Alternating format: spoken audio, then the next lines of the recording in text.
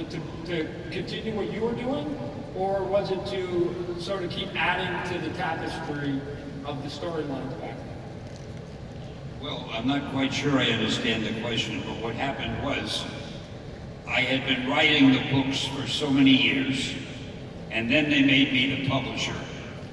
And as publisher, I had to do other things, and I didn't have the time to write the books. So what do? You get somebody else to write the books for you. There was Roy Thomas, Lynn Wein, all the guys you mentioned. They were good writers. They had been working on the books for years. They were assistant editors. So I made them the editor and the writer of whatever books they were. And they've been writing them, and then new writers came in, and I don't even know the writers at Marvel anymore. Some of them are so new, haven't even met them yet. But what's happening is this. Years ago, a really good writer, the kind of writer who could sell novels or screenplays, wouldn't dream of writing comic books. Now it's different. Now the top writers in the country or in the world, they want to write Marvel comics because they know everybody will read them and the chances are they will turn into movies. So it's all been reversed. Comic books, which were once looked down upon, have now become like the top level of culture in the country, and it doesn't make me unhappy.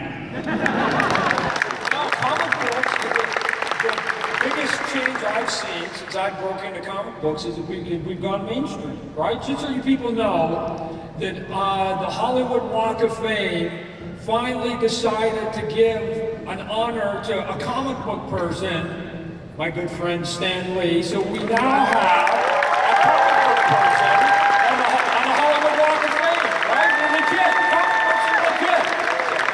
The first week I stood in front of that little thing on the sidewalk, and I would have punched anybody who stepped on it. Now I'm very casual about it.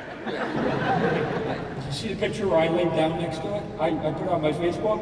I laid in the middle of the street, laid next to it, and all the homeless guys ran away because they thought I was like even more homeless than them. Why is he hanging out here? This is where we usually sleep. So, but what it does though, the one thing I've noticed when you and I used to go to comic conventions, right? The San Diego Comic-Con, remember, was a comic convention, right? It's now a pop culture event. And what has happened is the mainstream, I'm with you, that comic books have gone mainstream and it helps all of us, right? Like everything we do now, like you're saying, is legit. So when we now walk into, it's strange, when we walk into Hollywood, they want our ideas, right? Before, we were sort of stepchildren, and now they're going, what do you guys have? Bring us your books. They like comic books. Now they push people, excuse me, Steven Spielberg, get out of the way. I think that's Stan Lee with Todd McFarlane.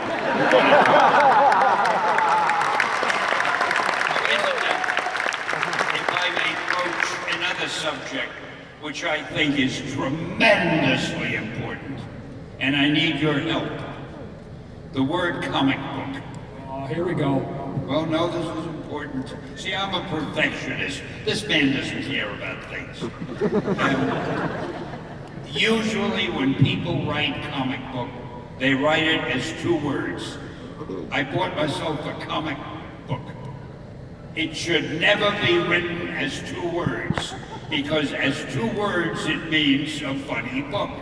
I bought a comic book, a funny book. It should be 1 word. Comic book is 1 word. It's a type of book. It's not a funny book. It's a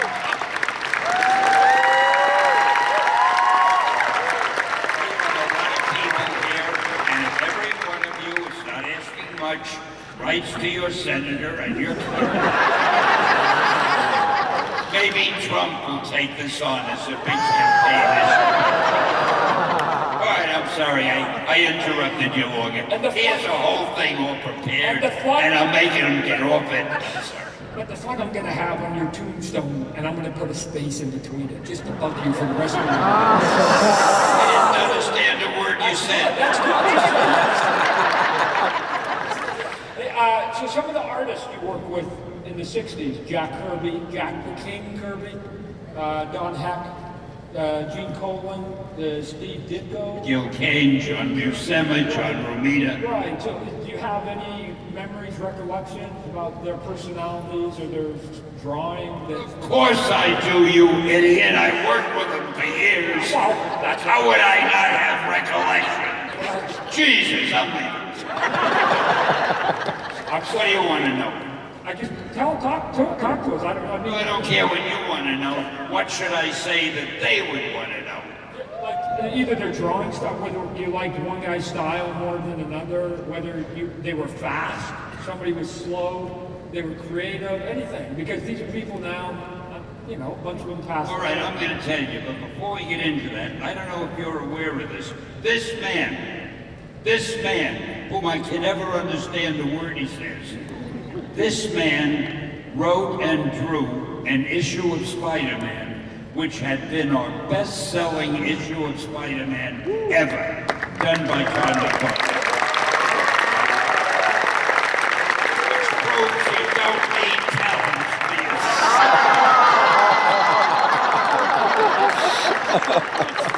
It's true! Now, about the artist. Jack Kirby, to me, was far and away the king. I gave him the name King Kirby, because he was the king to me. I would watch Jack draw, and it was almost as if he was tracing, as if the drawing had been there already, and he was just going over it.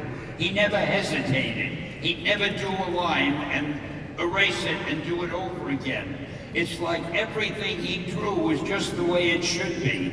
And he could design characters and costumes, and he was magnificent.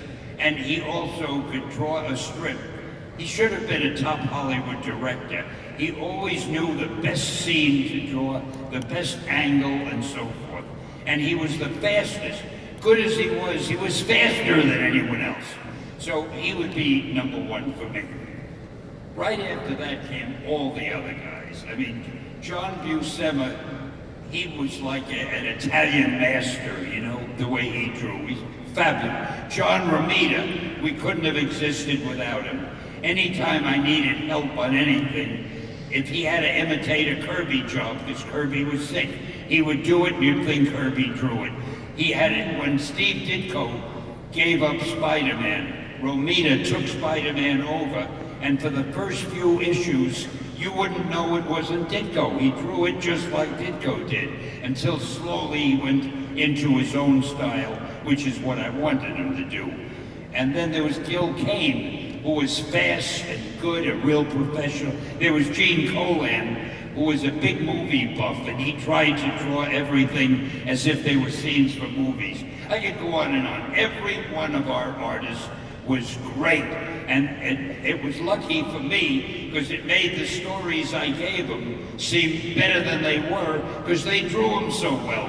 So I loved them all. And to go back to Jack Kirby, what Stan was saying, the amazing thing about Jack Kirby is if you have ever seen him draw, and unfortunately he's no longer with us, he would start in the corner of a blank page and would just start drawing. And when he said he wouldn't mess up, he didn't do any rough. Like if you've got any sketches today, every one of the guys probably did a little bit of a rough, and then they started getting tighter with their pencils. Jack Kirby did none of that. The rough was all in his head. It was in his head. He was looking at a blank piece of paper, he would start to draw at the corner, and he would just fill it in, and then the page was done, and there was no, it just was magic, right? It was magic what he did. It was, and he was fast. He was fast. John Buscema, for some of you who don't know, made a giant mark on Conan the Barbarian. So if any of you have seen Conan the Barbarian, he did the vast majority of it. Gene Colan did a tremendous run on Iron Man, but to me, what he did on Tomb of Dracula, 70 issues of it was the best comic book of anything that I had read visually. I thought it was spectacular. And who else? Oh, Gil Kane was arguably the biggest influence on me for dynamics. Gil Kane was Broadway. If you guys know Gil Kane, when somebody got hit, Right? They went flying through walls, right? There was no little punches. Everything was big for Gil Kane. So it was true. At that time, DC Comics, the art was okay, but it wasn't marvelous and dynamic, to go with the stories that you were telling. And I think that was one of the things you were looking for, right? I used to jump up on the desk and act things out for the artists to let them see how I wanted everything exaggerated, Yeah. Those were good days. Now that you mention it, I'm thinking of it. I loved working with those guys. They were terrific, and they made everything I wrote look better than it was. So bless them all. All right, so we're down to 15 minutes, so do you want to go to some questions here from the audience? Not particularly. I don't know the answer. So instead of listening to my questions, why don't we get... Oh, if it'll shut you up for a while, yeah. But you gotta tell me what it is, I won't hear them. That's why I'm here, right? You're Batman, I'm Robin. Let's go, Bruce. Right? Okay, young man, we got a young little fan here. What do you have for us? Hey, Mr. Lee. What would you say your favorite Marvel character is? Of all the characters you create, you have a favorite. Spider-Man. Go ahead and take it. Wait a minute. Have I told you how Spider-Man was created, how he came to appear?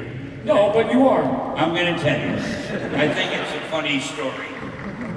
We had done the Fantastic Four, and maybe we had the X-Men, I don't remember, but my publisher came in to me and he said, Stan, I think you're onto something. I want you to come up with another superhero. Well, when he said that, I had to come up with another or he might have fired me. So I went home and I thought, and when you think of a new superhero, the first thing you need is to think of his power. So I thought, what power can I give him? And I saw a fly crawling on a wall. And I said, wow, wouldn't it be something if I could get a hero who could stick to walls? That would be cool. And then I think I'm lying to you. I didn't say it would be cool, because that word was, I probably said it would be groovy. Cool didn't come along until later. But anyway, I liked the idea, so I needed a name. So I thought Insect Man, Mosquito Man, nothing sounded good. Then I get down to Spider-Man. Spider-Man. Oh man, that sounded dramatic. So I had my character's power and I had his name. Then I thought I'd make him a teenager, which would make him different than all the other superheroes. And then I thought I'll give him a lot of personal problems, and that'll make him very different. So I went running into my publisher's office, and this is the reception I got. My publisher said, Spider-Man? Stan, people hate spiders. You can't call a hero Spider-Man. And you want to make him a teenager? A teenager can only be a sidekick. And you want him to have personal problems. Don't you know what a superhero is? So I left the office with my tail between my legs. I was so depressed. Not only didn't he like my idea, he hated it. But I couldn't get Spider-Man out of my mind. And we were about to kill a magazine called Amazing Fantasy. Now, when you kill a magazine, nobody cares what you put in the last issue, because you're killing it. Just to get it out of my system, I wrote a Spider-Man story, did go through it, I put it in Amazing Fantasy, and forgot, I put it on the cover, and I forgot about it. A month later, all the sales figures came in, and Amazing Fantasy with Spider-Man was by far the best-selling book of all the ones we had. So a few minutes later, my publisher came running into my office. Stan, you remember that character Spider-Man of yours that we both liked so much? I swear. He said, let's do it as a series. And that's how Spidey was born.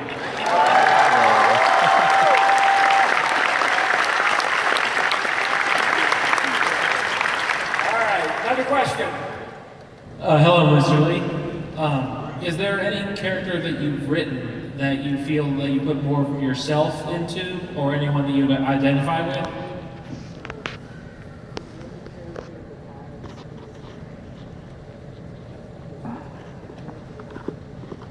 Yeah, probably Tony Stark, because he's so good looking and so No, I don't really think so. When I'm writing anything, I'm putting myself into it, because whatever I have the character saying is what, obviously, as the writer, is what I would say. And whatever the character does is what I would do if I were that character. I think every writer is like that.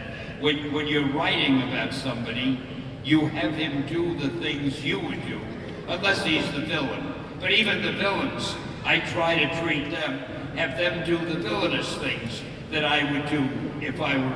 I think I'd make a great villain, by the way. Oh, I'll tell you about Dr. Doom. He's one of my favorite villains, but I think that really he's been treated unfairly, because he's not really a criminal. See, all Dr. Doom wants to do is rule the world. Now, you can walk up to a policeman at any time and say, "Officer, I want to rule the world." He can't arrest you. It's not a crime to want to rule the world. So I don't know why they make this big deal about what's his name? Dr. Doom. Dr. Doom. Sorry, I keep interrupting. That's DD, so it's easy for you. Dr. Doom. That's it. All right, next. Oh, they're saying we're one more. We got one more, and then we're cutting it. We got this. Better be good. Pressure's on. You got the whole arena. One last question. Nobody has any questions. This guy had a question right here. So we're gonna come down here. He's gonna give you a question. Yes, sir. What would you like? I've been a really huge fan for a long time, and one of your main characters that really drove me to loving you is Spider-Man, and I was just wondering, because I've heard that a lot of other comic book artists create their characters from like come up with their ideas. No question, he's writing a book. Come up with their ideas from like families with certain issues or whatever. And I was just wondering if any of your if you've had if any of Spider-Man's attributes came from any of your family or friends. So I want you to tell that to me word for word. Is it Spider-Man or Spider-Man? Like Spider-Man or Spider-Man? You're joking. I am joking. His question is, did you ever pull attributes from, did you ever pull ideas or attributes, characterizations from neighbors or friends or families and sneak them into some of the characters? Never. Yeah. Okay. All right. And on that, before we go, can you give the crowd one Excelsior for them as they leave the building? Give them an Excelsior, because this will be the last time that we may be back in Dallas for quite some time. Mr. Stanley. Do they rate an Excelsior? Do they rate an Excelsior? I don't know.